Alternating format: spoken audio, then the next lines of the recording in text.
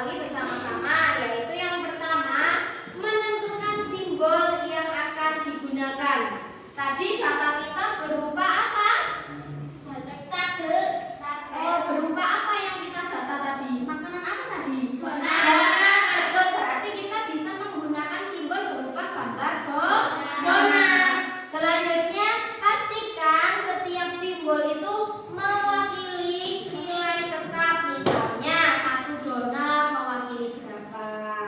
Dan langkah ketiga, gunakan gambar untuk menyusun piktogram berdasarkan data. Yuk kita coba praktekkan. Nah, ini contohnya. Ayo membuat piktogram. Gunakan data dari hasil donat sebelumnya tadi untuk membuat sebuah piktogram. Kita gunakan untuk 1 gambar donat mewakili 3 donat. Nah ini tadi ya. Jadi hari. Oh ini maaf ya, ini bukan hari ya, ini rasa ya. Jadi rasa donat yang terjual coklat, stroberi, kacang. Berapa jumlahnya masing-masing? 1 sih. Donat tadi terjual berapa ya? Donat kacang maksud saya. Senin sampai Rabu. 4 dijumlahkan. Senin sampai Rabu 18 donat yang terjual. Selanjutnya stroberi 12, 9. Nah, betul. Nah, di sini nanti kita langsung gambarkan dengan simbol donat. Nah, ini ya. Jadi ketika sudah mengetahui berapa jumlah donat keseluruhan yang terjual, kita bisa menggambarkan donat itu ke dalam tabel ini, ke dalam piktogram. Yang mana tadi 1 gambar donat mewakili 3, betul. Berarti di sini kalau donatnya ada 18, harus berapa gambar donat sih yang ada di coklat? 4. Kita hitung 1, 2, 3, 4, 5, 6. Kok bisa 6 donat ya gambarnya? Gimana kira-kira? Karena apa? Karena jumlahnya betul. Karena tadi 1 donat mewakili 3 donat. 1 gambar donat ini mewakili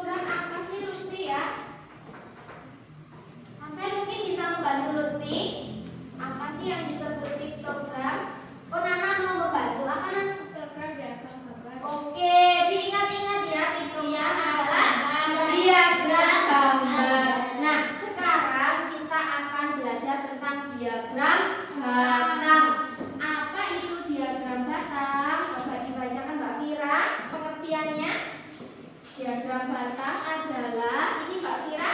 Diagram batang adalah grafik Ya. yang menggunakan batang untuk menunjukkan jumlah atau Frekuensi. Oke, betul. Jadi pengertian dari diagram batang adalah sebuah grafik yang menggunakan batang untuk menunjukkan jumlah ataupun frekuensi. Nah, jenis-jenis diagram batang bisa dibantu Mbak Kiki untuk baca. vertikal, batang berdiri ke atas, Berdiri ya. Jadi batangnya berdiri ke atas. Horizontal batang memanjang ke samping, betul. Jadi untuk diagram batang ada vertikal dan juga horizontal. Coba kalian lihat contoh di depan. Nah, lihatlah contoh di depan. Nah, ini contohnya. Lihat sumbu horizontal dan vertikal untuk memahami tabel. Perhatikan tinggi atau panjang batang untuk melihat jumlah data. Nah, apa yang dimaksud dengan horizontal? Horizontal itu adalah yang memanjang seperti ini ya. Nah, kalau yang vertikal itu dari atas ke bawah. Oke? Jadi ini namanya vertikal, kalau ini horizontal.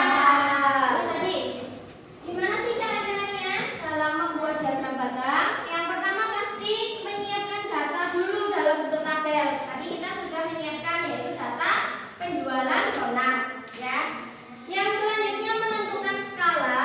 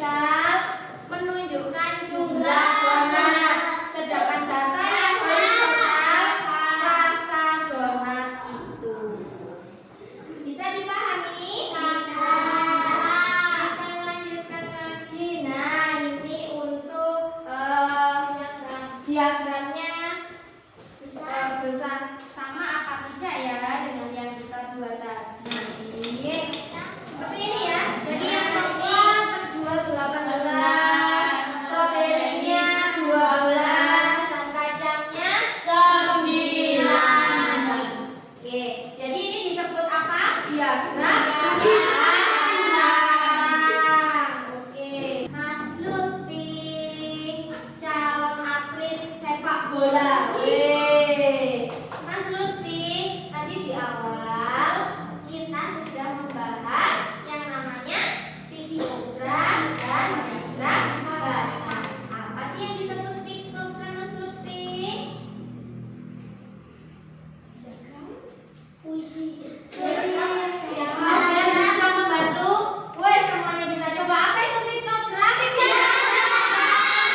Betul sekali, piktogram adalah diagram gambar. Bisa diulangi oleh Mas Lutfi. Apa yang dimaksud piktogram? Diagram gambar. Kita mengertikan semua. Oke, jadi itu tadi. Kalau sudah tidak ada yang ditanyakan, kita coba latihan soal. Ayo, siapa yang berani maju untuk mengerjakan di depan? Oke, Safira, beri tepuk tangan dulu untuk Safira. Ayo maju. Yuk, silakan Safira untuk mobil biru. Sebelah sini, Mbak. Nah, mobil biru ada berapa, Safira? Dihitung dulu 7. Ditulis urusnya dulu ya, mulai. 1, 2, 3, 4,